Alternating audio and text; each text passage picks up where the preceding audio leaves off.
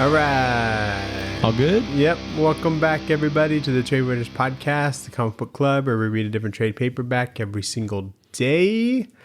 I'm Daniel. You're Nathan. We're brothers. We read comics. To be clear, we do not read a trade every single day. Every single... Oh, I said every day. That would be unbelievable. You could probably pull that off. The amount of churn it would take to do something like that. The grind Especially set. for some of the trades we read. Yeah, I know. And then we'd run out. Yeah. You know? We would. That's just mathematically, eventually you'd run out. We could just do like 7 trades a week, you know? Oh my God. Record it all in one day. It'd just be like, yeah, I don't know. Sin City was pretty good, I guess. There's no fucking news. What do we read next? I honestly don't remember reading this at all. Yeah. But it's every single week we read a trade. We sure do. And then some extra stuff sometimes. Yep, because we have to. Yeah. Or else we'll run out of room. We have a couple segments. We got the book, Back Matter Matters, the poll list, but we start with the news. Yes, we do.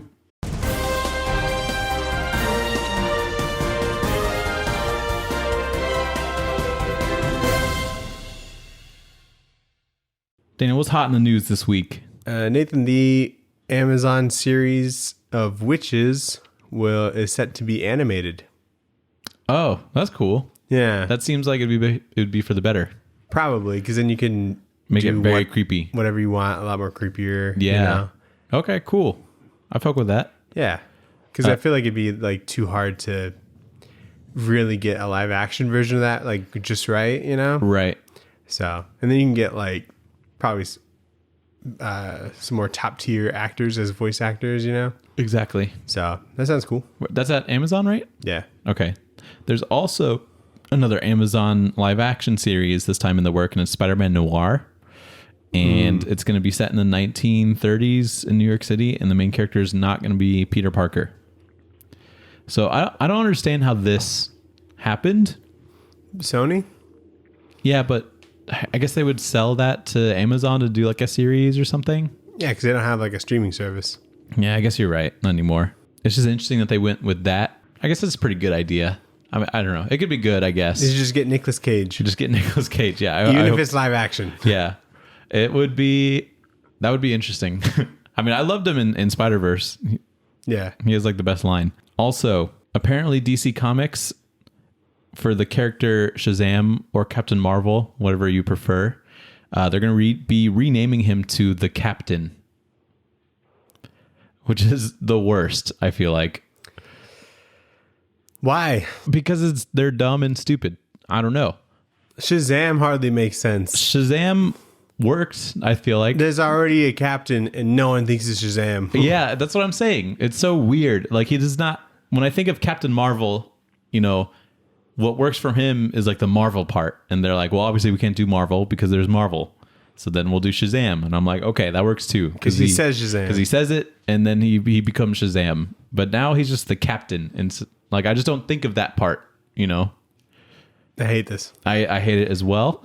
Like, it's not terrible, but it's terrible that they choose to change it, you know? Yeah, apparently that'll happen in maybe Mark Waid's comic, I assume, with Dan Mora. So we'll see, because we're probably going to read it because of those two are on it. Dang. But if that does happen, then we got a bone to pick with Mark Waid when we see him in Phoenix Comic Con. We'll slap him upside the head. Yeah. So, yeah, that was interesting. Also, Batman the Brave and the Bold is a comic book series that's returning to DC this May. They're like, oh shit, we got to do this now. Yeah. And but it seems like they're going to make it pretty interesting because it's going to be an anthology series, ongoing anthology series, and it's going to start with Tom King and Mitch Gerads. Oh, all right. Which is pretty cool. And Dan Mora is going to write and I believe draw his own thing as well. Which is pretty cool. So they got some cool people on it. Apparently that'll be Dan Mora's writing debut, which is pretty cool. Ed Brisson and Jeff Spokes is going to be on one. And then Christopher Cantwell, who did some Iron Man stuff, and some other dude are going to be doing them. So pretty interesting. It'd be cool if like they have like a different creative team each issue, you know, so it feels even more like an anthology. It is. It is, yeah. Yeah. And then as long as they can like keep up with that, because I feel like just doing a one shot isn't like a ton to commit to. So it's possible they could really get some good talent, even people that are working right now. And people can just squeeze it in real quick. Yeah. Which is cool. So yeah, May 2023 is when that happens. Nathan, at the time of this recording, it's the week after the Super Bowl. Yes. And we got a glimpse of the Flash trailer. Yes. Did you watch the full trailer? I probably saw enough of it on Twitter to consider having watched the full thing. Yeah, there wasn't much, but yeah. So let's dive into that a little bit. So we see Michael Keaton. He says, "I'm Batman." Yeah, it's pretty cool. That's pretty cool. He's got his whole, I don't know, stiff looking outfit on. Yeah, it's like rubber suit. There's also Ben Affleck Batman definitely in there. Yeah, he's in there. Do you think this is a Spider-Verse for Batman, but the Flash made it happen? Do you think that's how they are spinning this movie? I think they're just trying to make the Flashpoint paradox with what they have.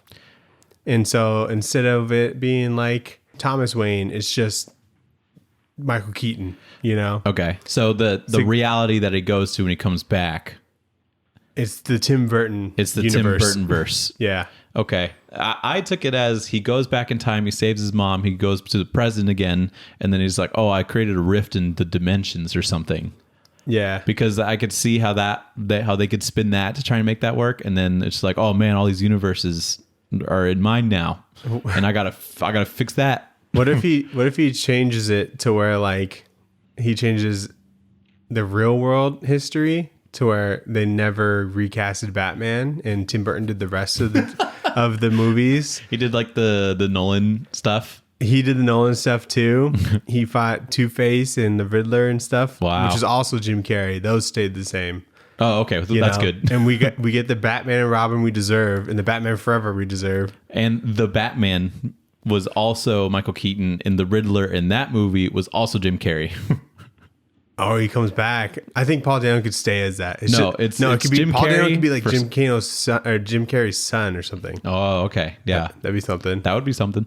Do you think we'll see other Batmen, like a George Clooney or fucking hope not, or Christian Bale? I feel like they're going to do it. There was like a bat cycle in there and it looked so much like that's what I thought. The Bale one. But it was clearly Ben Affleck on like the Ben Affleck suit on that cycle. So yeah. So I feel like unfortunately Val Kilmer can't come back to for him to pop in either. Same thing with Adam West.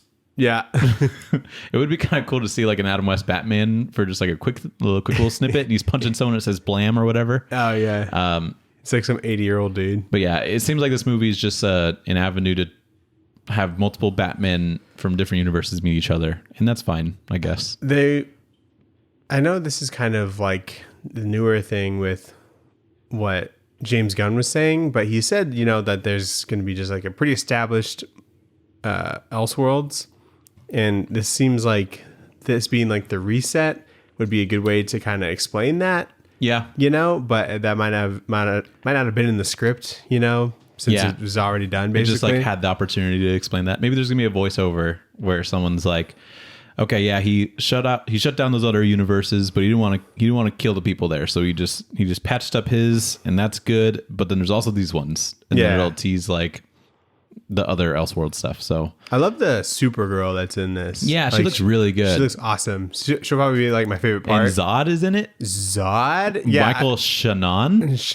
Shenanigans. Yeah, I did not expect that at all. Yeah, that makes me a little bit more excited for this movie. I just thought he'd be completely done with. He should be. He definitely should have. You think he would be? Yeah. I wonder what. No, he's back, Nathan. Yeah, Michael Shannon. Do you think some people were speculating that Zod is the father of Supergirl? Thoughts? I think I heard that, and I don't care. Yeah, it makes perfect sense. It's not a huge deal to me if Supergirl's like a cousin, as long as it's someone from Krypton. Supergirl is a cousin.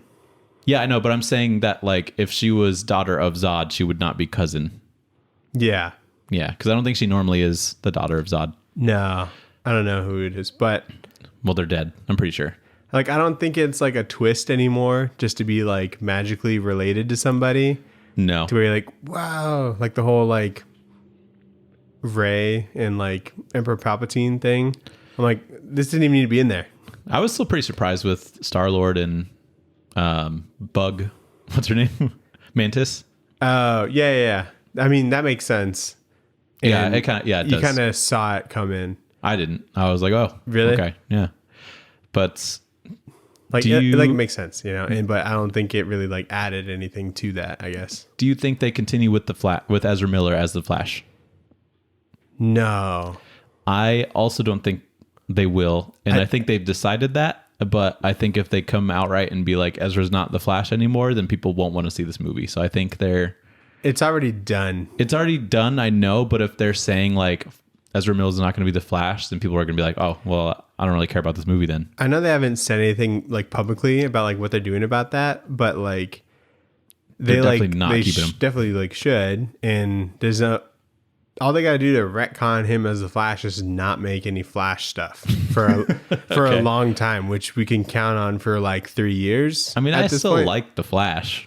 We as a like the character. Flash, but after we get a whole Flash movie, when do you need Flash again? 2 years. You want another Flash in 2 I want years? the Flash 2. You want to be as frequent as the Avatar movies? Yes, exactly. Wow. Also, isn't it crazy? I always keep seeing this every time there's talk about the Flash, but it's like the show got announced like a couple days after Ezra Miller was cast as Yeah. the Flash, and now the show is 9 seasons and the movie still hasn't come out. Bizarre. Just get Grant Gustin. People are saying that I don't think he's that great of an actor.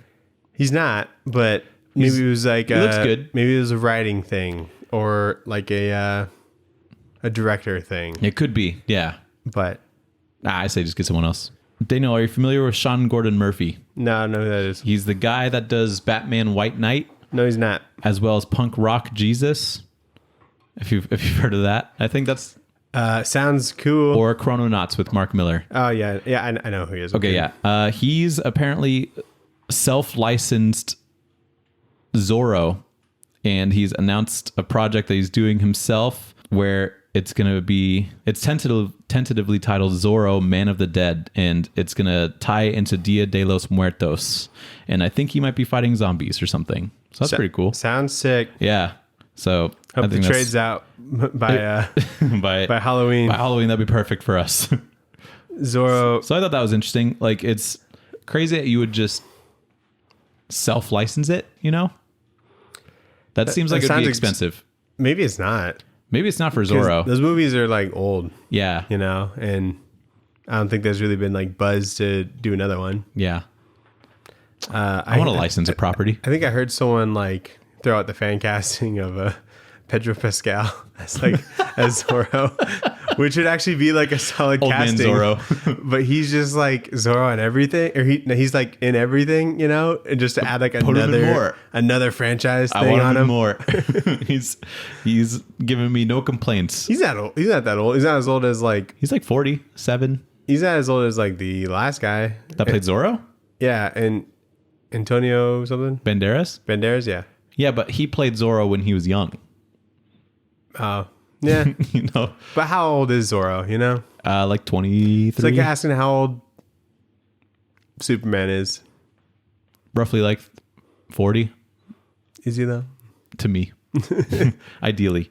Okay. Daniel, big news, biggest news of the week. What is it? And I know you haven't seen this because I saw it 3 hours ago. Mike Mignola and Jesse Lonergan together and on a book in the Hellboy universe called Miss Truesdale and the Fall of Hyperborea. First issue out May 17th.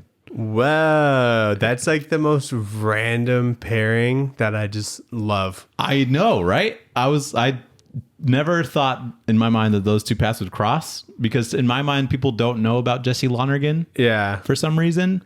Even though he's probably like top 3 like favorite artists for me right now. Mm-hmm. But I saw that and I was like, that's amazing. Whoever put that together. So Yeah, that's sick. really excited to see that. And it's coming out in May, which is pretty close. Yeah, it must be done. And he's like, I guess just quick plug for him. Like he has a Patreon that I'm like really considering getting. Mm-hmm. And he puts out pages for a book called Prime that he does like every Monday. Mm-hmm. And you can just pay whatever you want for it. Oh, Minimum is $1, but You're you can right. pay whatever you want from it. So I'm like, that's very interesting. Plus he's doing Arca or some other series that's supposed to come out pretty soon. Okay. And I don't know. I'm just glad that he's getting work. So that's pretty cool. Hell yeah. Other news. DC's coming out with a an initiative called We Are Legends, and it features AAPI characters, original characters. Do you know what that means? Asian American and Pacific Islander characters that are going to lead their own books, and they're called Spirit World, The Vigil, and City Boy. City Boy, written by Greg Pak. The Vigil, written by Ram V. And Spirit World, written by Alyssa Wong. So, oh, sweet. Cool new stuff. Pretty good people tied to it. I don't recognize any of the artists, but they seem AAPI as well. So that's pretty cool. I was hoping that, like, that new Superman, remember from, like, Rebirth? Yeah. What happened to that guy? I don't know. He's dead. Is he? I don't know.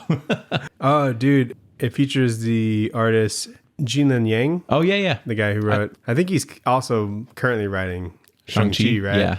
And then the trade that we read. Yeah, he's done some, like, Avengers stuff as well. That's cool. We should read that someday. I heard it was good. Alrighty, let's do this. So, God damn it, let's get into the book we read this week, Daniel. Nathan. What was it called? We read Sin City. Who's it by? It's by it's Frank Miller's Sin City. This arc is called The Hard Goodbye. Is it? It's only Frank Miller, right? Like, he didn't have a letter or anything? I think it was all him. I believe you're right. He's raw dogged this whole thing. No help at all. Which is crazy. And this has always been like one of his pinnacle books, I guess. Like when you think about what Frank Miller has put out into the world. Yeah. What'd you think? I've read this before. This trade really? specifically. I like it. I still like it. I had never read it. Really? Yeah. So I read this after watching the movie and being kind of blown away by the movie. And the thing with the movie is that they cover like 3 trades. Oh. And what they do is they'll jump in between them. And some of them kind of connect, but they also kind of don't. Okay. But they'll like jump between them. And so when I read this, I was expecting to see those other storylines, but this one's just the Marv stuff. Yeah. Which is pretty linear. Which is cool. Yeah, super linear. It's an overall very simple story, but I think that gives like the characters a lot of room to like breathe, and it gives Frank Miller a lot of room to just like burn pages with splash pages. Oh yeah.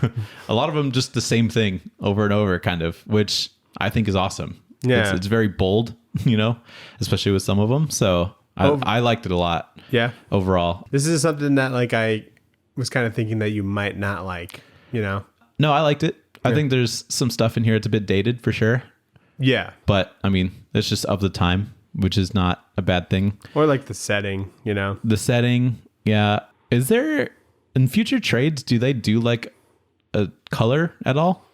There's like a limited amount of color where like it'll be like a blood splatter or something, or like a fire. There's a trade called the Yellow Bastard, and I think he's colored yellow in the comics. Okay. That's one of the arcs that they cover in the movie, and he is yellow in that. Okay. I love that idea. Yeah. Just having a black and white book and then like just one color every Right. once in a while. Once in a blue moon, you'll see it. I think that's cool. Did you watch the movie by any chance? No. I watched the director's cut, which is just like a version of it where they rearrange it all back in like order. So they'll just tell it book by book, basically, and then tell it completely linearly. Okay. I kind of prefer it the other way, honestly. It just flows a lot better. Yeah. Then things kind of reveal itself at the end. And it's kind of cooler to see that all play out at the end rather than knowing how this ends. And then it changes how you look at the next I could see that. trade, if that makes sense. Okay. So don't recommend the director's cut, but the OG one is awesome. That's rare. I feel like the director's cut are always like more interesting. I thought it'd just be like a bit longer, and it said uncut. So I just thought it'd be like, I don't know, like a little more violent or something. Sure. But it's still plenty of violent, Yeah. But overall, I think like I think a big part of this for me is just Frank Miller's artwork and his ability to be very abstract and minimalist, but like very precise at the same time. Mm-hmm. There's multiple pages where I'm just looking at it and I'm like, how did he make that look like what it is with just like 4 little squigglies, or just like these really thick inks. And he's really good at like silhouette work as well. Absolutely. And it's very interesting. What I love seeing are like implied lines, you know? Yeah, like using like the negative space or like. Right. And you can kind of make out the pictures by like kind of looking at it. I noticed that like that happens more as you go, like in the book. Like there's a lot more abstraction in the end of the book. And like the style almost changes a little bit or matures as he goes. Maybe he like knows that the reader's getting used to looking at it. Maybe. I don't think it's on purpose, but I think... Sure. Or maybe... Apparently this was supposed to be 48 pages in total. Right. And so I think that maybe he ended up being 200. I think he just had some of these pages just kind of in the bag already. And then as he kept going, he's like, I'm just going to do like 4 lines. Yeah. And then call it good. Want to draw this road again. But it's not like lazy at all because it's all very impressive. Yeah, I think like every page that had some of those decisions in there, I'm like, Jesus Christ, like he gave me everything I needed to know, but like didn't. He has like a style that is definitely like unique, and if you happen to not like his style, I think you can't help but like love it in this, Yeah, definitely. Like I don't know who would like hate this, Yeah, I agree. So let's get into it. So it's not. I picked this book because we were going to Vegas, like when this comes out, but it's not actually set in like Las Vegas. But it's a little confusing because they say like Old Town and shit like that. Everywhere has an old town, Daniel. Maybe. But it's set in a place called Basin City, which is not a real place. Oh, okay. There is a Basin City in Washington, but I don't think that's where they are. No. And so unless there's a lot of hookers there. Maybe. And so I guess there's that they just shorten it to Sin City because Basin is way too long of a word. Oh. I guess like some neon sign had to be in the A glass, and that's just Sin City. Interesting. Yeah. So is the movie set in Vegas? No, I'm set in Basin City. They drive by a sign like 4 times saying Basin City. Wow. Welcome. Well, close enough. Yep. Because I was like, because there's a part where they're like at a lake. And I'm like, where the fuck is there a lake in Las Vegas? You know what I mean? But they talk about like how it's hot. And they talk about hookers. And I'm like, it could probably get hot in Vegas. I'm like, it does get hot in Vegas. Yeah. What are you talking about? Oh, yeah, you're right. But anyway. So main character is Marv. Chapter 1. It opens up with Marv getting spicy with someone he met named Goldie. And he wakes up only to find out that she's been killed while he was drunk, like blackout drunk. And then he's like, oh no, this person's killed. Someone like drugged her or something because there's no like marks on her neck. But then also the cops were called on him. So he was framed pretty clearly and he can't really talk his way out of this. So he fights through some of the cops and he like jumps out some windows. He steals a car, he swims away and he like gets away from the cops. Then there's some great titty silhouettes here. Yeah. Leave it to Frank Miller to start off with like a sex scene and some tit silhouettes. Hell yeah. So that's interesting. I think it's like really great action. And I think he's really good at building up to like a splash page moment because like when the cops are like coming up like the stairs, I mean, that itself is a splash page, I guess, but like he's getting ready to like just bust through the door and like knock people over and jump down the staircase and stuff. And then when he finally crashes through the window, that is such a sick panel. Yeah. And actually, the window of the cop car? Or no, you're talking about the window. No, crashing through the window of like the building. So yeah. It's a very big moment. He's good at like building some of those up. And his like side profile changes as well. Like he gets like abstract later on in the book, but like later his side profile changes to where like his forehead just goes into his nose. Like there's no distinction between the two really. Yeah. And I thought that was interesting that was a later development. But yeah, getting to what you talked about, he like smashes through a police car window, and that shattering glass effect is much worse. I feel like. Yeah, that's just a bunch of squares. Yeah, dude. Fucking JR did this. Do you remember that? You're right. And what's funny is that literally the page before it, there's normal glass shattering. Like, yeah, it's awesome. Like, in like different, yeah, and it looks great, and it's like different triangles and stuff. But this one, he's just like, nope, this one's gonna be squares this time for some reason. We're gonna have a bunch of little tic tacs. It's more lines for him, if anything. Yeah, I know. In a book that's strangely about like. The style is like not using that many lines. So also he's fucking kick ass at like clothes, like folds and stuff like that. Oh yeah. He's really good at that. And I like that his motivation to try and find Goldie's killer is just that like she was nice to me. Yeah. And like I just needed a friend at the time. And also I don't have much going else. Right. Much else going on. So chapter 3, he jumps across a building to see his friend and parole officer Lucille, who gives Marv some pills. Yeah, he climbs up a side of a building. Yeah, this is probably my favorite panel in the whole thing. Is him. He like just jumped onto the side of the building. But what's really cool is that the shadow of Marv is when you like on the shadow of Marv is where you see like the brick wall, and everything else is just white. And I think that's really cool. Yeah, he didn't want to draw those bricks. Yeah, I wouldn't either. But the way he did it, I'm like, fuck yeah, this is awesome. I definitely prefer it this way. You know, because it's like you can tell he just like barely climbed, like grabbed a ledge, and then. You know, I'm a climber, Daniel. This next page where he's got like his little crimp hold on there. Hell yeah. And I'm like, dang, that's like a, you know, that dino would have been a V13 at least. Definitely. So yeah. Also, why is Lucille naked? She's not. She sleeps naked, Nathan. There's no reason that she needs to be naked just for the story, right? Some people, it's hot in Sin City, Nathan. Yeah, I don't know. I guess you're right. Yeah. And then in this chapter is where we start to get the weird like Phineas and Ferb looking ass head where like his forehead goes into his nose, but I like that shape of his head a lot better because it just seems more like grizzly. Yeah, it's like a little bit more I guess like iconic in a way. Yeah, unique and like recognizable. Yeah, to him.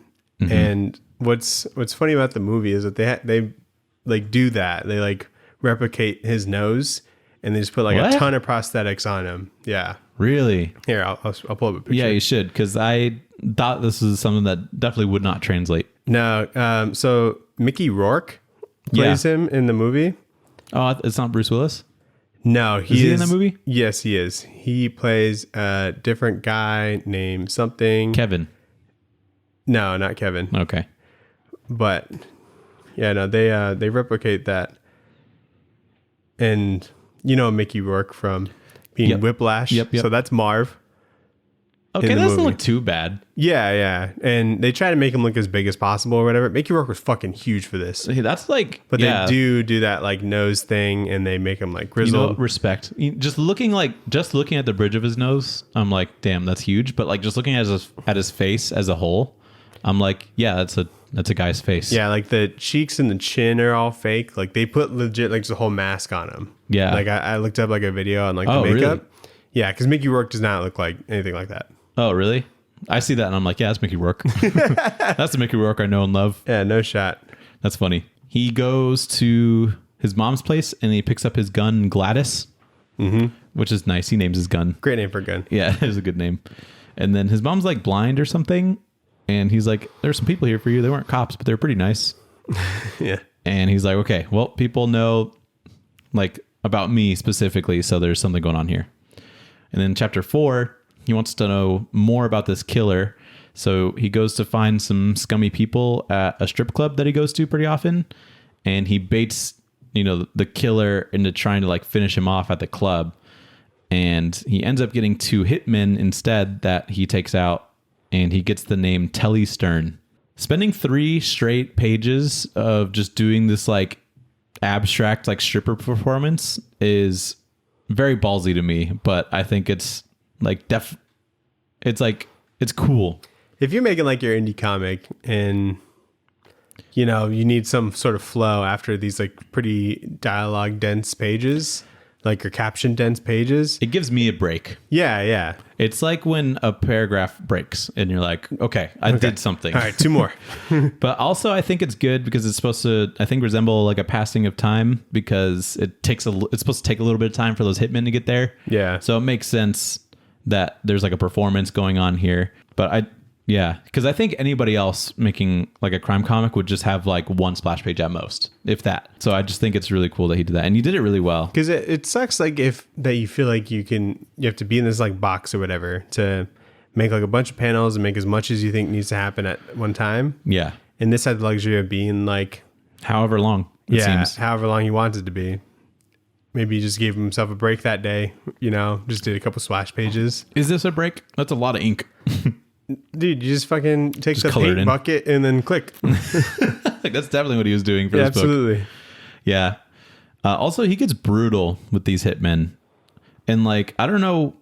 I think what happened to like start the fight is that he acted like he slipped, but then he actually grabbed the guy's gun. And I think that's pretty funny. Yeah. But this second hitman, he like shoots him in the stomach and he's like waiting for him to bleed out essentially. And then he's like, you can just tell me you hired me now and I'll just kill you right now and it'll be nice. And then he does. And so the blood splatter effect, really cool as well.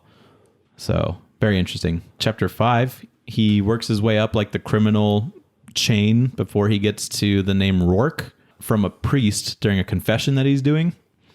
And then he almost gets run over by what looks to be Goldie, but he's just like, I'm just going crazy. I forgot to take my pills. So, And she hits him like 3 times with her it's car. like a long like interaction. Yeah. Because Goldie's in a car and like trying to run him over, and I think it's successful like twice. And she like spins around and stuff, and yeah, you'd think he'd get a good lock on like who was driving, Right. but yeah, that was interesting. So the priest in the movie is played by Frank Miller. Oh really? Yeah. That's sick. So he gets shot. Yes. That's awesome. Does it go blam blam blam and then he says amen? Because that's also one of my favorite pages in here. It's not like the same panel, but he does do something like that. Okay. I think that's just such a funny page to just like shoot a priest a couple times and he's like, amen. Yeah. Amen, brother. So, there's actually a page where Marv is like staring at the sun because he just like only operates at night. And he was like really excited to go like kill some criminal people. And he was just like staring at the sun. And then his face like gradually got silhouetted as like the sun went down. And I thought that was a pretty cool sequence. Oh yeah, for sure.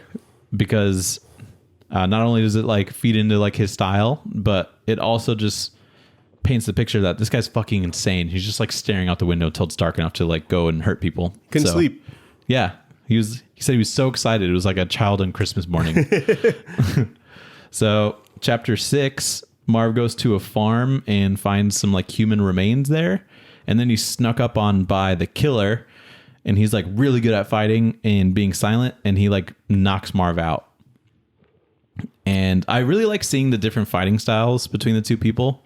Marv is like clearly just like a brawler and he kind of like throws himself at people. Whereas like this other dude's more like jumpy and like precise, it feels like. And quiet. Yeah. He's very like contained, and it does like the anime thing where his glasses are like, bright yellow, whereas the rest of them is silhouette, which I love that. Who do you think always a good effect would be a good casting for Kevin? Dude, he looks like he's based off somebody. Like I look at that and I'm like, I recognize this man. So is it pretty close? He's more clean shaven in the movie and like thinner, but okay, who is it? Because I don't know. It's Elijah Wood. Really? Yeah, and he fucking kills it. Really? He's so fucking creepy in that. That's awesome. And it's awesome. Yeah. Cool. Big fan. When I saw this, I'm like, what the fuck? Where's Elijah Wood? That's awesome. But yeah, you like need to watch this movie. Yeah, I think I will. Because like you'll definitely appreciate it more after reading like it this way, and how like, because it's so accurate. Right. Like they really try to be like as close to it as possible. And it's a little like campy because it was like a comic book, Right. And no one really drives like a real car. Like that's all like CGI for some reason. That's strange. It is strange, but you like kind of get used to it. And it's like funny. Okay.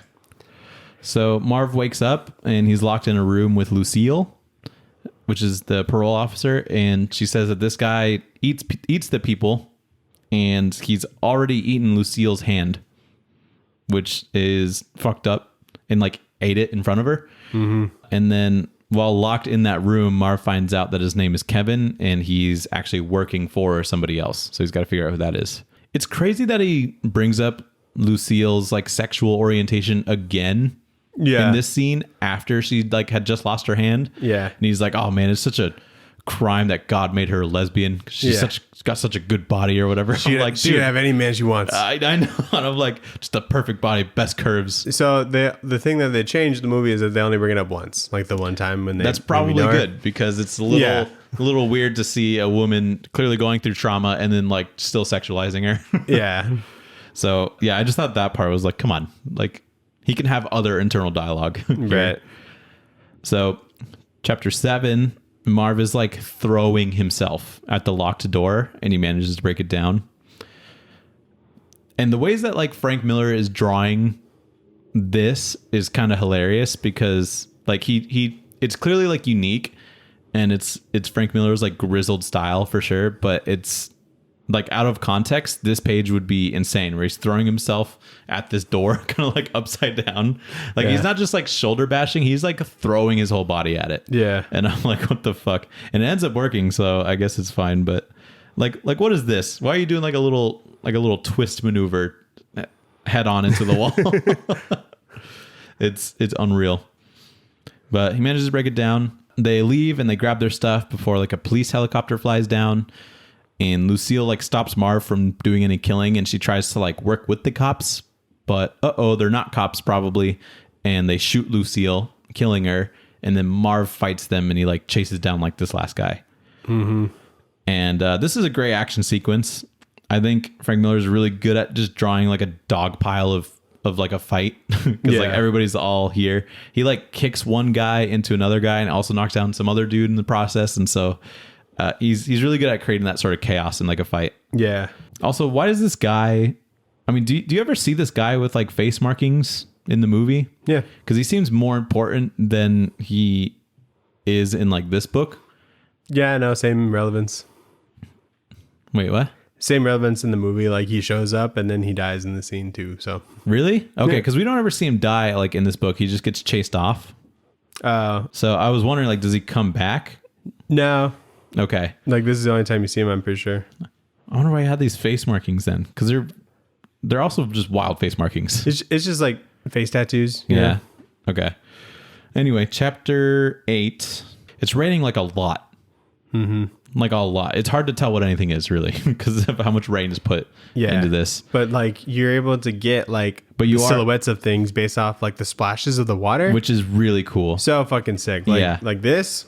That's so dope. Like this is a hurricane happening just with the amount of rainfall, but I love seeing like the outline that's created from it. Mm-hmm. So that shit's pretty cool. Yeah, no, I love these. These are like my favorite ones. Yeah, and I like seeing these too because it makes me just like not mind reading the shit that's in like the borders of the panel. I'm like, okay, I get this really cool piece to sort of look at and then just get some quick exposition so that we can do longer, silent stuff or fighting stuff, I don't know how I feel about this panel though. Where is that panel? It's on page 138. I like this one. Yeah. He's just like looking up at the rain. Like of all the panels, like it doesn't even look like it's Marv's face in this one I pointed out, they can add a little bit more highlights, it's just like a frowny face. He's like, you know what? I'm going to get really minimalist right now. Yeah. He's like, I'll come back to this one. So, yeah, it's raining a lot. And he's like, maybe I should skip town because this Rourke guy is still pretty scary. But he knows he's not going to be able to get over it with Goldie. So he needs to find Rourke, who's the mob boss man. So he asks around with some other street workers. And then he finds Goldie's twin sister, Wendy, who ties him to a chair and beats him for like questioning and stuff. So Wendy is a twin sister for Goldie. She's the one that was trying to run Marv over in the car. Mm-hmm. But she's also in the same line of work as her and smells the same. Yeah, maybe they live together. That's a bit lazy, isn't it? Yeah. There's some weird stuff that happens with this Wendy character as well. Uh-huh. But I was just like, it's literally the same person. There's nothing differentiating the two. Yeah. I mean, I guess we didn't really get to know Goldie that much, but yeah, I'm just like, okay, interesting. But I do love this line when it's revealed that Wendy's a twin, and he's like, well, I guess Goldie was the nice one. Yeah. He's like getting beat like in this, tied up to this chair and stuff. I also like that he like undoes the restraints and he's like, all right, let's get to work. And they're like, you could have just done that the whole time. And he's like, yeah, but I'll just let you hit me. It's fine. There's a woman of the night here. Her name is Gail, and she's played by Rosario Dawson in the movie. She's one of the crew. Yeah. Oh, okay. Interesting. Mm-hmm. Is Wendy? This cast is like so stacked. Yeah. Like it's so fun. It seems like it. Yeah. Yeah. I'm like, oh, that's that one girl from that one movie or whatever. And There's like a girl from like So do they look like like these other three like street workers? like they're dressed like that. Interesting. You know, they try and get like the clothing as close as possible. Right. You know? Is there like the same amount of nudity as well? Like when he goes to see Lucille, is she just like butt ass naked for some reason? Okay. You remember that actress? I'm gonna look up her name 1 second. You'll know who it is. While you look that up, there's a really funny silhouette of one of the girls, and she's wearing assless chaps, and her ass cheeks are white, and I just think that's really funny. But you remember the actress that played Silk Spectre, like the mom Silk Spectre? Her name is Carla Gugino. Yeah, she's also in the movie. Yeah, she plays Lucille. Oh, that makes sense. Yeah. Wow, very stacked. Yeah, definitely. She does great. So she went from Frank Miller comic movie to Frank Miller comic movie. Wrong. And she's... Oh, Alan Moore, you're right. Just kidding. My bad. Chapter 9, Daniel. Chapter 9. Him and Wendy team up, and they go to the farmhouse. But before they do that, they get some supplies, including some handcuffs from one of the nice ladies that are there, and some other stuff from the hardware store. This is one of my favorite parts because like they're going over all the tools that they got. They're like, I got a saw, I got some handcuffs, I got some gloves. He's like, and my mitts. I like that too. He's like, yep, I got the cuffs, the gloves, the hatchet. They do that. Gladys. They do that same thing in the movie, but it feels more like Wes Anderson, with the top down shot. And he's like, in my mitts. I would love to see a crime noir story from Wes Anderson. I could see how that looked like Wes Anderson too. Yeah, just like the juxtaposition to go from like all these tools, and he's like, in my mitts. Yeah, that'd be such a funny like comedic beat. Yeah. At one point, he tries to have sex with Wendy, thinking that she's Goldie, which is a little bit weird. Well, he's got like a mental condition. We don't really know what it is, but he gets confused. He gets real confused, and he's like, "I'm gonna have sex with this woman now," and he needs his medicine. Yeah, because he thinks it's Goldie, but and he's it's like, not. "Oh, my bad." He's got every right to think that it's Goldie because it's literally it is a twin, the same person. But I'm just like, what? He spent like a whole page being like, "I'm trying to have sex with this woman right now." So they get to the farm where the cannibal dude Kevin is at. And Marv sets up traps, and he draws Kevin out by throwing a gas can Molotov, which is pretty sick. And so they get into like a big fight, into some close combat. None of the traps work, but Marv cuffs him to himself so that it's like a close combat fight. He still gets his ass beat a little bit, but Marv eventually knocks him out. And then he cuts off his limbs and feeds him to his own dog, and then cuts his head off. And the entire time, Kevin is just silent. Doesn't scream. He doesn't really talk at all. This is a really cool, like, extended fight scene, which felt like a climax, which is cool. Yeah. And I like that even though he was, like, close to him and he's able to, like, be a brawler more, he's, like, still getting his ass kicked. He's still getting, like, kicked in the face, and stuff like that. And I'm like, damn. There was So before he like cuts his head off, Wendy's like, "Let me kill him, Marv, for what he did to my sister." And then like he's like, "No, I gotta do this myself," and like knocks her out, right? Yeah. Like hits her, like, whatever, backhands her, and she's. But just then knocked out. a couple scenes ago, when he was like surrounded by like all the hookers and stuff, he was like, "I don't hurt women." And he just smacks her right now. Oh, yeah. He just smacked the shit out of her and knocked her out. So, you know what? That's a good point. I didn't even put that together. There definitely would have been more blood if he just took off all of his limbs, right? So if you look closely, one of the tools that he got was rubber tubing. Yeah. And he used that as like tourniquets. Well, even if you like tie it off and there's like no blood flow, there's definitely some blood going on there. Yeah. Would have been worse, but apparently not that he's bad. in grass, maybe the blood's just part of the grass, silhouette or whatever. Yeah, because blood and the grass is white. They're both the same color in real life. So, so then he goes after Rourke, who's in like a gated mansion. And so Marv has to like fight through some of those guards with guns and stuff before making it to Rourke. Okay, one more thing. There's a cactus right here. You know what I mean? And so I just choose to believe that there's more of Vegas in this. Yeah. You know what I mean? I mean, I don't think of cactus and think Vegas. I think hot and it's like That's somewhere true. in the Southwest, you know? It is hot. Yeah. I wouldn't see cactus and think of Washington if that's where this is actually set. Yeah, no, it's But not. I don't think it is. Oh, there's even more cactus. See, yeah. Yeah. It definitely seems like, Midwest or wherever we are. It's just like the woods that they go to. I'm like, okay, what the fuck? Well, I mean, there's woods in Nevada and like Arizona and stuff. So Not like close to Vegas though. maybe they're just like a couple cities away. So yeah, he's going through these men surrounding Rourke's place, and They're then kind of dressed like Judge Dredd. dude, they are. Isn't that sick? I wish I had a bunch of Judge Dredd being my security. And Frank Miller drew Judge Dredd. He did. Yeah. Wow, it all connects. Same universe. This is the only kind of soldier he knows how to draw. He's like, I've just done so much Judge Dredd, I don't know how to do anybody else. Yeah, future cops. That's it. He fights somebody that's like on the roof, and I really just like the roof shingles. Yeah, why would they have a dude on top of these tile shingles just looking out? They Being could be lookout? just kicking off those shingles gradually this like entire time. Yeah. So yeah, I don't know. Maybe Those he are- just like those are ups the, slippery. maybe he just ups the security this time around because he knows that Marv's coming after him. But- Yeah. And then so he gets to Rourke. He's got Kevin's head, and Rourke's like sad to see Kevin is gone, and he's like, Kevin would only talk to me like during confession. And I guess that's like how Rourke would like recruit people. I think that's implied. And then he kills Rourke and is gunned down by Rourke's men. Yeah, he gets lit up, dude. Yeah, which is how he wants to die. He's like, okay, I did my thing, and I'm good now. Do you think Rourke kind of looks like Danny DeVito in this book? That would have been a pretty good casting. That would have been pretty good, right? Yeah. Who plays Rourke in the movie? Do you know? I don't know him. Oh, okay. Some old guy. So He's like definitely not as small as he's drawn here. right, because he's pretty tiny here. Yeah.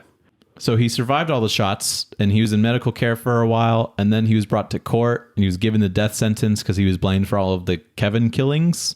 And then he and Wendy get together somehow in prison. I don't know how that's supposed to work. They just don't let you have sex with people when you're in prison, right? So it's like, how does that happen? Some prisons do. Really? Like, yeah, it can't, there's like a word for it. It's like a consortment room or something, or conceal. It starts with a C. Sarah Okay. would know. But like in the show Wentworth that she was watching, it's about like, it's basically Orange is the New Black, but in Australia. Okay. And it's really funny. Just like hearing them get all mad with like Australian accents. But they have one of those rooms where, people can meet up like once a month, Interesting. I didn't know that. Yeah. And like, it's pretty common that like people are like pregnant in like jail because of those Whoa. things. So, and maybe since he got the death sentence, he was able to get like, He's like, the you get one visitor. sesh. Yeah, exactly. But I don't know if anything actually happens. They definitely have sex. Okay. It doesn't happen in the movie. They just cuddle. Okay. Well, in here, it's very heavily implied. Oh yeah. There's She's like, you can call me Goldie, which is weird, right? if we're twins, yeah. and I'm like, wow, that was really nice what this girl did for Daniel. Yeah. And she keeps calling you Daniel. I'm like, okay, we can have sex and you can call me Daniel. That is so weird, right? Yeah. Like, that's so strange. But we're both men of the night, It's just unreal. And so I just thought that was funny. Yeah, no, there's some titty sucking right here. So yeah, it definitely happens. Oh, yeah. Oh, wow. You're right. You didn't pick that up the first time around? I did. I just forgot about it until you pointed it out right now. I also really like how he does Goldie/Wendy's hair in like this silhouette Oh, yeah, fashion. super cool. Yeah. Just showing all the curls and stuff. And then He's in the electric chair. he gets the electric chair and then he dies. But they went full like Home Alone on the electric chair part. Yeah. He gets shocked and you see his skull and stuff. Takes a couple tries, it looks like. Because the first time he's like, is that all you got? And he's all And then fucked up. and then like there's like a priest like doing a prayer or whatever. He's like, can we get a move on? I don't have all night or whatever. I do love Like that. he's got other things going on. Like this is just an errand, That a is small the part of his day. sickest line to drop as you're about to get electric chaired. Yeah, I Just know. like, come on, let's move it along. I ain't got all day.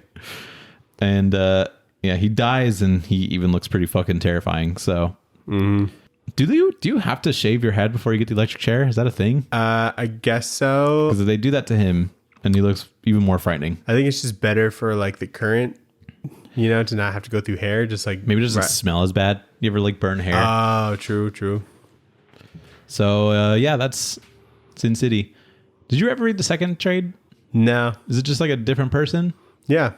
Okay, So it's not Marv anymore. Like this is the whole Marv story. cool. I love that. Actually, That is wrong because the second movie is called like A Dame to Kill For, which is like one of the trades. I don't know if they do like another 3 trades in the second movie or whatever, but Marv is in that. So maybe it's like a prequel kind of thing. Yeah, it would have to be like a prequel, but his story ends there. Yeah, this is the end. That's cool. So yeah, pretty cool. Let's get into some back matter matters. Back matter matters. So we get like some story background. He said that this one was supposed to be like 48 pages or something. And then he's like, I just got a little carried away. So it became this whole big thing. So this is in like a kind of like a comic magazine called Dark Horse Presents. Yeah. And so that's why the chapters are so small. They should do that again because that's like how manga comes out, right? Yeah. And that's very popular. Yeah, maybe it just like kind of died out, and single issues just did a lot better. Because can you imagine just getting like a magazine with a bunch of mini number 1s in it? Yeah. But all different creative teams and shit? That'd be so sick. I think it'd be pretty cool, yeah. I think and we should do it again. Yeah, this is like a 13-month run in Dark Horse Presents. Yeah. And there's like some other drawings they did. There's like this nun character, which we don't see in here. So that's interesting. Yeah, some character designs, I guess, and like some covers that they use. And it's just Marv being a big old lug like he is. Being a badass. And then there's some pinup art of just like Marv and some of the other characters. And no one can really do it like Frank, but I don't think they're trying to at all. It would be really hard to try and like draw Marv in that light. Yeah, like some people go completely the opposite and they just like go crazy with details. Mm-hmm. So it is interesting seeing him like look normal, I guess. Yeah. But they got some good people on here, and that's pretty much it. I fucking love this one. Holy shit. I know. I was trying to figure. I think is that Paul Pope? I'm trying to figure out who that is, but it looks really good. I also like this one. Like I would read a story that had this like style to it as well. No, I think the Paul Pope one is before that because you can see like a signature. Oh, you're right. So it's probably Philip Tan. Ah, okay. Yeah, I've heard of that. Because this looks like a horror comic page, Yeah. The Klaus Jensen one as well. I'm like, okay, I recognize that. Yeah. So yeah, what would you rate this book, Daniel? Give it a love it, Nathan. I do love the movie, and I think it just kind of falls like a little bit short, like plot wise. Like I've kind of or no, like this book, because like there's not like a ton to it. It doesn't need to be like confusing or anything. Right. Or like have a big twist or whatever. But I think like because I think the first time I read it, I just would have given it like a like it. But reading it like a second time, you just kind of understand the story a bit better. And like, it's kind of like you just start to like recognize it. And then you realize like how like that's Marv's story. And that's just kind of like how it always is, And so there's no like surprise to it, I guess. You just kind of know it well enough, because I think I read this maybe like 4 years ago. Oh, okay. So it's still like somewhat fresh, and the artwork is definitely killer, but not, I guess, I'm sure if I read all of Sin City, I would give like the whole run like a gotta have it. Yeah. But just this section, I'd say like I love it. Yeah, I think this book was definitely just an avenue to have an artist shine. Yeah. And we don't really get that much anymore. Sure. Because it's like, this is like a just simple, story or simple plot. And it's just like everything else is, wow, look how crazy cool this art is, and like unique, especially. And so I thought that was pretty fresh to me. Like, even though there's stories like that exist, I thought it was very refreshing. So I'd probably also give it a love it. I'm trying to think of like a different sizing, but yeah, just I love it. I think it was pretty good. Yeah, because Frank Miller's kind of well regarded as like more of a writer, I would say, just for things that he's done. Definitely now, yeah. Yeah, and so it's cool to like see him just kind of draw things that he wants to draw, and like kind of, letting up on the gas with the story part, just so that he can draw the story that he wants, Just like a heavy like character book. Yeah. Just about one character, and everybody else doesn't really matter. Yeah. This was before like DKR and stuff, right? I would assume. DKR was like 89, and I think Sin City was like 92. Really? I can look it up though. I'm gonna look it up as well. You look up DKR. Yeah, so this came out from 91 to 92, like the first story. Yeah. It was 1986 that Dark Knight Returns came out. So, wow, this is after DKR. Yeah, because I think DKR was kind of what made him like super popular. I think Daredevil was before that. Just because like the art style, you know? Yeah. Because it seems weird to go from like Daredevil after Dark Knight Returns. What did he do? Hold on. Now I kind of just want to like get a map of Frank Miller released stuff. Because I'm like, was Year One before like DKR? And like, was Daredevil Born Again? So Born Again would have been before this. So before everything. His run started in 1979. Yeah. Okay. So Daredevil was first. So Daredevil, then DKR, then Sin City. Wow.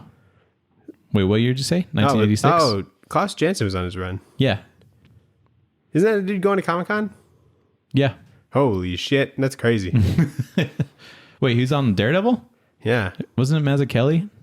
Ooh, I think maybe it was. There's a different Daredevil. He did more Daredevil later that I think had Klaus. Okay. But Born Again, I'm pretty sure was Mazzucchelli. Yeah, it is. That book is really good. That was like our second episode. Yeah, Batman Year One was 1987, so that was before Sin City as well. Okay, so Daredevil Born Again, 1986, and then Year One was 87, you just said? Yep. Wow. He just had a banger couple of years, didn't he? Mm-hmm. Crazy. Alrighty. Let's get into the next segment, the pull list, : Shove it in your box. The pull list, what did you shove in your box? Kind of a big week. Dude, I had a fucking huge week. I was picking up for 2 weeks, so it was just a lot in general. I don't even think I picked up everything from last week fully. Always kicks in the ass. Yeah, I know. But what'd you pick up? We're getting Shirtless Bear Fighter, number 7. Didn't even see that. And oh my God, it's on 7? I think that's the last issue of the run. Wow. What's the furthest place from here? Number 11. Yup. Hulk, number 12, featuring writing from Donny Cates. And it's like Donny Cates and that's his last. Ryan Otley. Is that his last one? I think so, yeah. Because I think the next one is Godball. Okay. Which is the Ryan Otley solely, like written and drawn. Or did this one start Godball? I think this. I don't know, but I thought this one was the last one of like him on Hulk at all. You know. I think he's writing and drawing some stuff after this, but I could be wrong. Hulk? Yeah. I could be wrong. We got Nemesis Reloaded, number 2. Mm-hmm. We got 8 Billion Genies, number 7, the penultimate issue. We got I Hate Fairyland, number 4. Yep. I didn't go, but I may or may not pick up Nightclub, number 3. And I definitely didn't even start that. And then Danger Street, number 3. You're saying you might not pick that one up? Nightclub, number 3. But you are going to continue with Danger Street? Yeah. Okay. Just because it's like, I know it's Tom King, and I know if I just like sit and read it and muscle through it, then no matter how like dense it is, I'll still like it, you know? Yeah. So what a great review. If I just make myself sit down and read it and muscle through it, because like, I know I like it. I love going through like the Scotty Young stuff and like the Mark Miller stuff, because it's just so fast. You know, the pacing is like you're done with it in like 10 minutes. It's good to keep your palette, diverse. Yeah. Go from a Danger Street to an I Hate Fairyland to Nemesis. Yeah. Then back to Shirtless Bear Fighter. And then, then Shirtless Bear Fighter, and then Gotham City Year One. Yeah, right. So, yeah. I got pretty much all those. Anything else? I don't think anything in it. Oh, Mosley number 2. Did you say that? No, I haven't gotten Mosley number 1. Oh, okay. Yeah, I picked up Mosley number 2 as well. I'm going to read that one. If I don't love it, then I'll drop it. But it's only supposed to be 5 issues anyway, so maybe I'll just read it all. For sure. Support the GOAT, Yeah. Did you read anything else other than our book this week? I did not. Wow. Because I read a bunch of stuff. What'd you read? So proud of me. I read Nemesis Reloaded, the Nemesis issue? reboot. Yeah. Okay. First issue.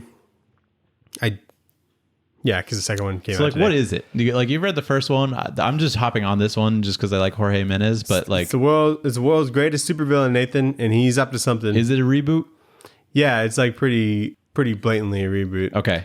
And then he But, says like, how close He of a says like reboot? this is a story that this is what actually happened or whatever. You know. I'm like, no, you just didn't like the first one. That too, but it's already off to a better start in my opinion. Okay, cool. I don't want to like compare artists or anything, but That's definitely literally love, the only difference between the two. So I definitely love like the Jorge Jimenez stuff because it just looks really cool. The panel, he does a lot more with the panels. oh yeah, You know, and so it's so far so good, Nathan. yeah. So I picked up the second one, and I'm like, I hope this develops more because if I'm just as like last time, it's going to be hard for me to keep picking it up. But I think the plot has more thought put into it. oh, You know, wow, Like, I don't know if like maybe you didn't really think that much, but like just kind of like the setup was like put together a little bit better, and like his motivations are kind of put together a little bit better. yeah, You know, not just like I'm being evil because I want to. You know, he's kind of developing a little bit of a personality for him. Okay. You know, got it. and so I'll keep reading it because I believe because Nemesis was just so early in his career, and I think it was before he really had like his voice Yeah. kind of dialed in and has like his like kind of formula for storytelling. Mm-hmm. So I think this is like and I love that it's not just a sequel. You know, I didn't read that first blurb at the beginning, but it seems like it said like Nemesis like rebooted or whatever. Right. Yeah. So it seems like he's really want to just kind of redo what he did, which is cool. Yeah. I think that's cool that he's just like, you know what? I won't do a sequel. It could be neat if there was like maybe some sort of like director's cut kind of thing where if they are the same story, but like one's just explaining more, they could like cut them together, like have like a few pages here, you know, like Of like McNiven. of the different art styles, you know, and just kind of have it play out linearly. That'd be kind Maybe. of crazy. Maybe. I doubt they'll do that, but it'd be crazy. Yeah. I doubt they will as well. Yeah, so I read that. Artwork's great. I read the first 2 issues of I Hate Fairyland. Nice. Good stuff. Yeah, you were right about the artwork. It's like very I'm like, Scotty Young. I think the only thing that makes it feel different is the coloring, because it's almost like this painted looking style. I mean, it's the same colorist, right? I don't think so. I don't know. I didn't look. I think but it's still Jean-Francois Bellou. maybe he's just trying to do something else. I mean, but obviously, like the first I Hate Fairyland was probably like pretty far back in his career. So maybe he's like, you know, I want to do it this time. it seems like they're putting a lot of different highlights on things, and they're blending a lot of colors, you know, rather than it just being like these flat colors. Right. And then with like a bit of just darker colors for shading, you know. Mm-hmm. But because like I Hate Fairyland is so fresh for me, like It is still blue. it is okay. Yeah. So that's odd. Maybe when they're like in Fairyland, it'll look better or look different. Mm-hmm. But when she got out of Fairyland at first, the coloring didn't like change or anything. Yeah, So that's true. maybe they're just trying to add more realness to it since she's in the real world. Yeah, I do like that she's like, the real world kind of sucks, honestly. Yeah. She's like working at like a fast food place or something, and she just like hates it. Yeah, she was like working at some office at the end of the other one. So I'm like, yeah. what happened? Yeah. But apparently she just blows every job. So yeah, I'd only read the first issue so far, but still strong second issue. Yeah, I think the second one like sets up the story a little bit better. Okay. You know, or just adds to it, you know. Mm-hmm. But really good flow, all that good stuff. Nice. And it's answering a lot of questions that I had as to like what the story is and like how, and just adding to the lore of like how this universe works, which is like really interesting. And I also read Saga number 61. Nice. I just read a bunch of number ones, Nathan.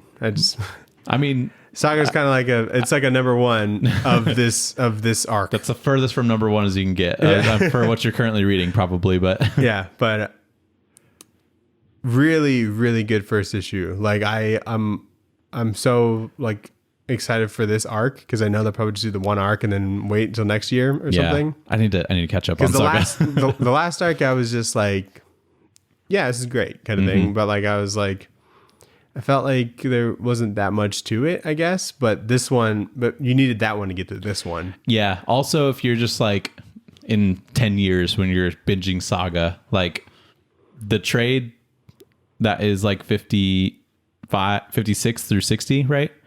Yeah, or 55 through 60. 55 through 60, that would have been like right after what's his face died. So it's like a really big big moment, and so you need like a trade where it's like, okay, that was crazy, wasn't it? You know? Yeah.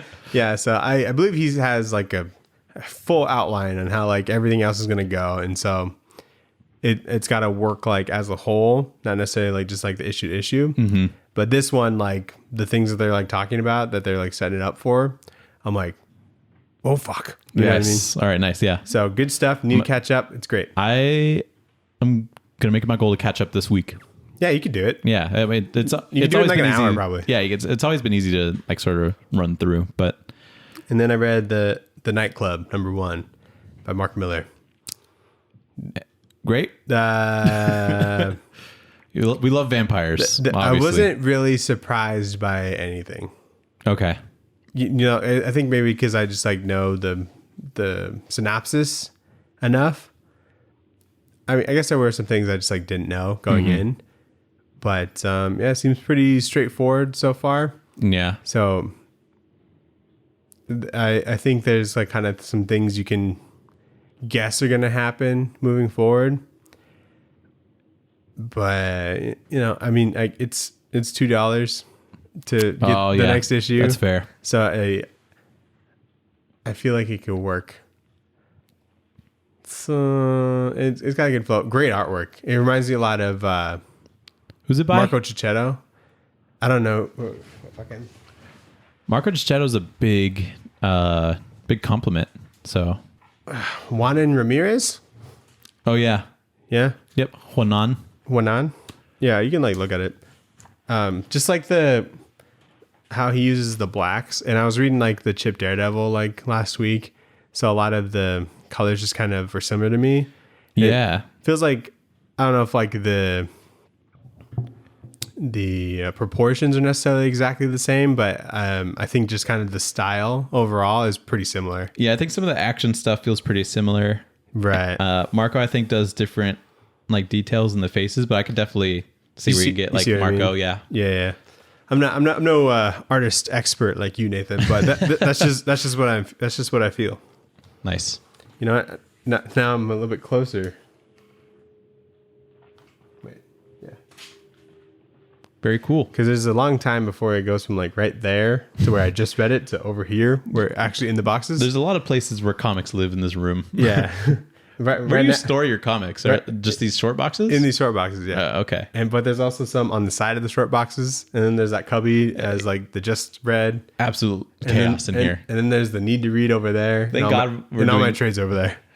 Thank God we're doing trades because your comics are split up so much. Mine are too. If I just had to fish out like a run, I would probably just buy the trade. Be like, fuck that. Dude, I have all my shit in like big long boxes. That's for like archival storage. Yeah. And then shit that I like need to read, it's like on my desk, on my nightstand in the living room.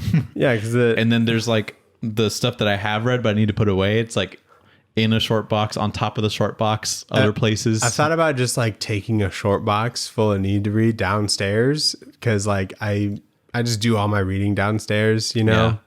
Because Sarah's always watching some shit I can't stand. And so I get a lot of reading done. That's fair. And I never want to just read on my tablet or anything, you know? Mm-hmm. So it's the way to go. Did you watch anything, Nathan? Nothing new. Nothing new. Just Last of Us, pretty good. Pretty good, yeah. Episode 4. Oh, dude, that shit fucked me up. Like I know it's not as like hard hitting as like the third episode or anything, but like... No, episode 5 is what we're talking about. Sorry. Episode 5, yeah. And so it's just like, it's much better than the fourth one because the fourth one was just like super quick. Yeah. I felt like nothing really happened except for a shootout. Yeah. But This one was dude, is any fucking character gonna last longer than an episode? no. Because I got like so attached to Sam and what was his name, Elliot or something. The deaf kid. So Sam was the deaf kid. Who was his brother? Oh, Henry. Henry and Sam. And so I just got like so attached to them because I'm like, oh, I like them. They're cool. Yeah, I like to like brothers. You know. Yeah, they're brothers. They're sticking it out. Brotherly pact. Yeah, They're trying to make it work. They're gonna go with them to Wyoming it'd or be whatever. so much work to try and like care for someone that's deaf.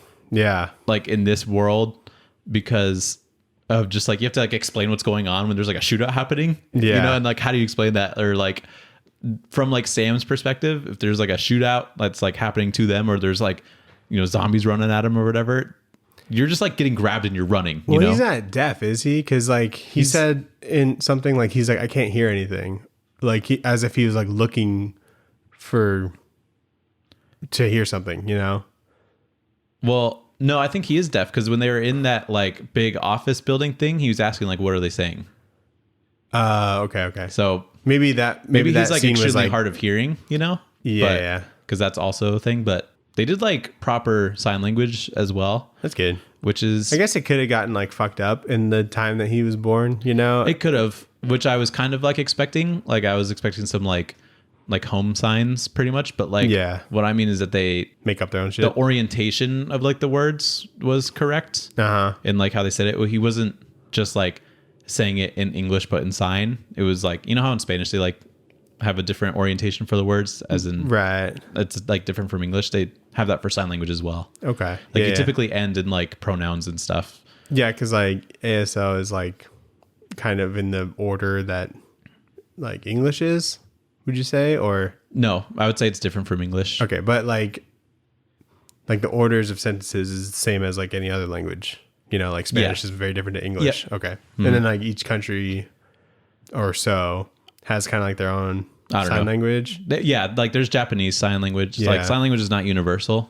Right. They're speaking or signing American Sign Language. So if say you're fluent in American Sign Language and you talk to someone who's fluent in like a Japanese Sign Language, is there any like crossover or is it pretty much all different? There's a little bit, but there would still definitely be a language barrier. Okay. Yeah. Like Interesting. if you think about like the sign language alphabet, like this is L. They don't have L in like Japanese sign language, Sure. So just fundamentally things are different. I'm sure some signs would be like very similar, but then it's like if does this thing in Japanese mean the same thing as it would in English? So it gets a little complicated, but I don't really know Yeah. that much about other cultural sign language. Yeah. But yeah, I really like Sam. I like the big boy. Oh yeah. He's called like a bloater, I guess. I But- was like, oh fuck, dude. Like when I saw that, I'm like, they're all so fucked, Dude, and there was like so many that were coming out of that hole. Yeah, and then more came. Yeah. I'm like, what the fuck? Yeah, and then more came. Yeah. I was after like, that. why is this Hummer like sinking? I'm like, yeah, what's happening here? I guess like the foundations or whatever just kind of crumbled or whatever. Yeah, I didn't really understand how they cleared out the tunnels that they were going through.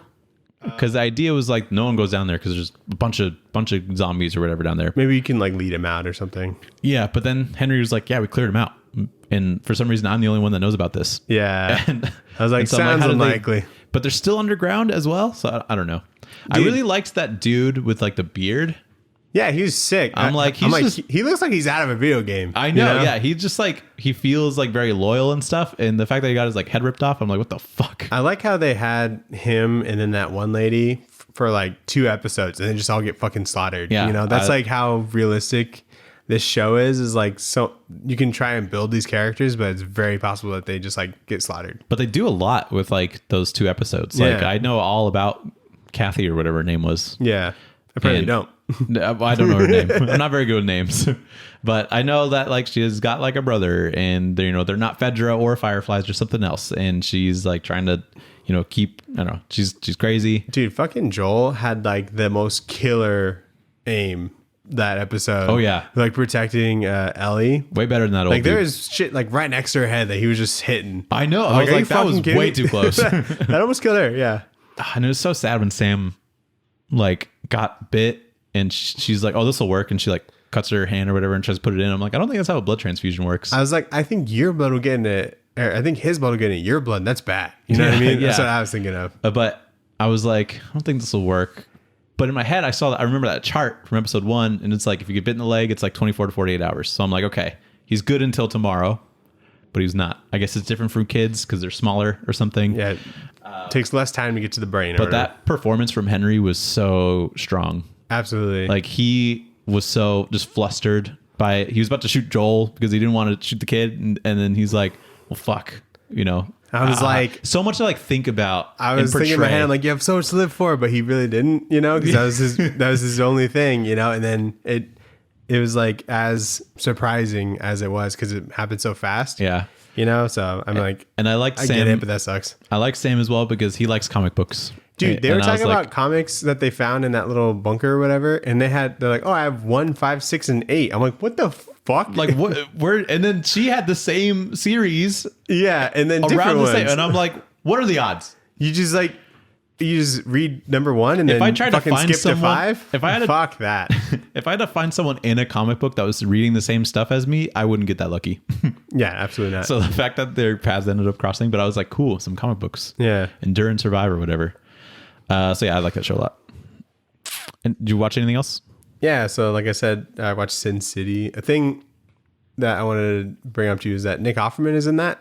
Oh, he's a very small character. Really? He's like a henchman or something, but it's really cool. That must have been an early role for him. When did that movie come out? 04 or no, 08 maybe? I don't know. Really? That's a lot. Yeah, 2000s. I'm gonna look it up. Don't look it up. I'm gonna look up when it came out. Oh, okay. And then I watched the 2000, first 2005. 2005, close. I watched the first part of season 4 of You. Oh, okay. Did you watch that? I've watched the first season and then watched random episodes as Sophie continues to watch it. So I saw like a random episode of this new season. Yeah, dude, this show is like brilliantly written.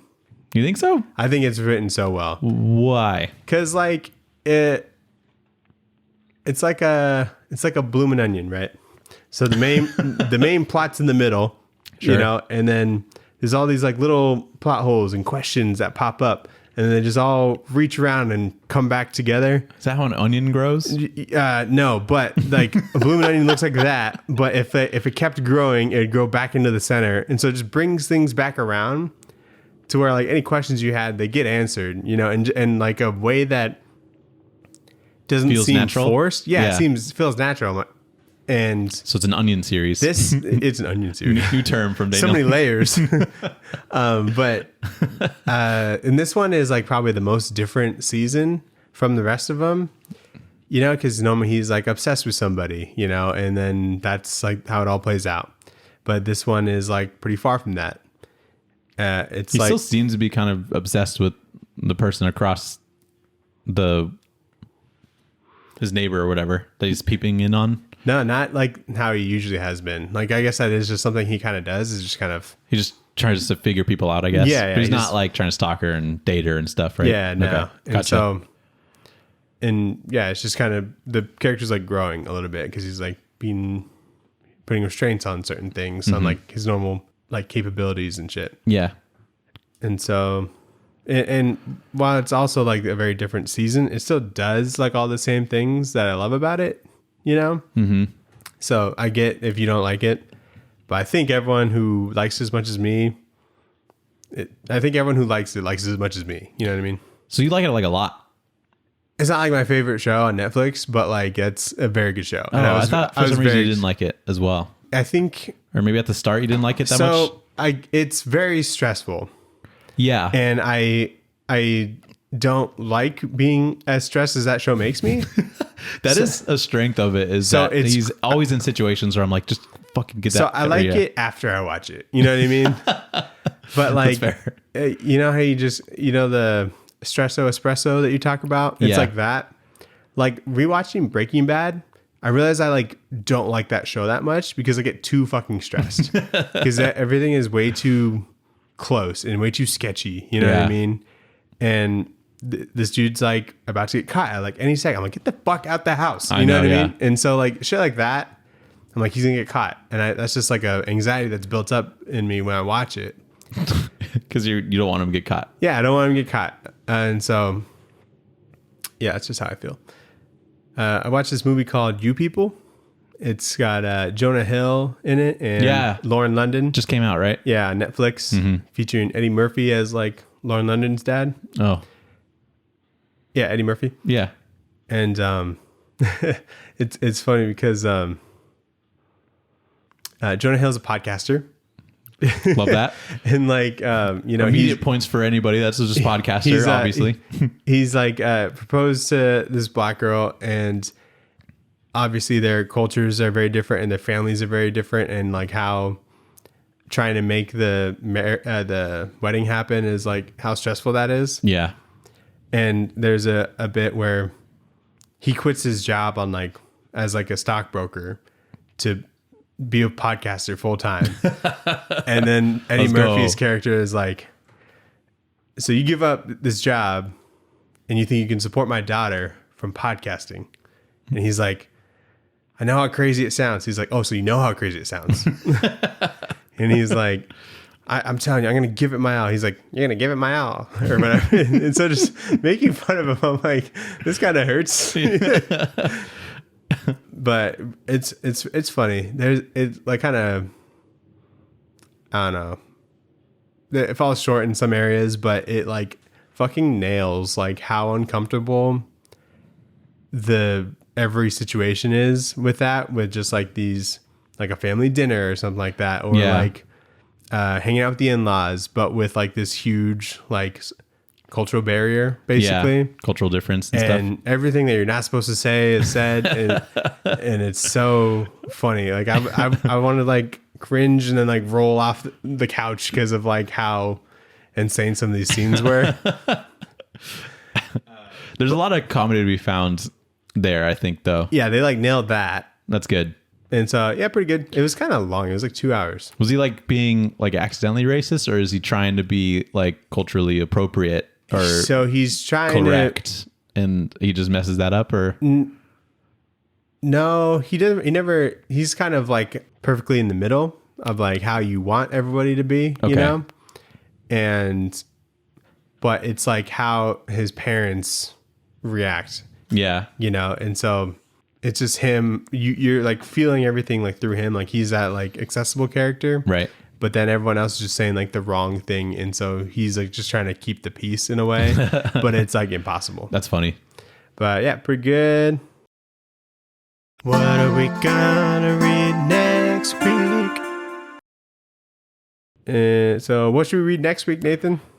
I don't know. What should we read next week, Daniel? I'm glad you asked. Oh, God. So, do we have anything going on? So next week's episode will come out the day before my wedding, Nathan. And you know what we should do? What? Read a wedding comic. Oh, Fantastic Four?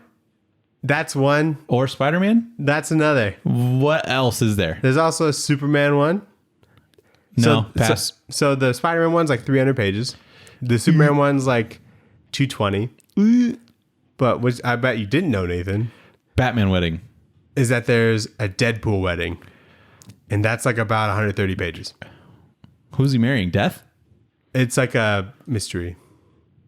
Because like on the comic, like her face is covered by like a what's it called? A veil? A veil, yeah. And so you're about to get married. What are you talking about? She's not gonna wear one. Oh yeah, that'd be funny though. But yeah, unless there's something else you want to read. There's Batman wedding, but I don't. Just knowing the Batman wedding doesn't even end in a wedding. I can't have my wedding turn out like that. It's bad juju. I was about to say, knowing the outcome of that wedding, maybe we shouldn't do that one. Yeah. I'm down with the Deadpool wedding. It sounds fun. Okay, yeah. We haven't done a Deadpool book at all. We did Deadpool versus Thanos, Nathan. Okay. Yeah, and we also read X-Force, Uncanny X-Force, which he was in. Yeah, but not like a Deadpool focused one in a while, at least. So right. Yeah, let's do that. That sounds fun. It's on Comicsology Unlimited, Nathan. Let's go. Let's go. Love that. I think if you just look up Deadpool wedding, it'll come up. Cool. Love that. Hold on. I already started reading it. It's Deadpool. What if I just said no? Be like, all right. It's called Wedding of Deadpool. It's volume 5 of the Jerry Duggan run. Jerry Duggan? Yeah. Okay, nice. Including art by Brian Posen. Scott Koblish as well. Do you remember Scott Koblish? It sounds so familiar. He was mostly known for Deadpool, I'm pretty sure, but I saw him at like Comic-Con once.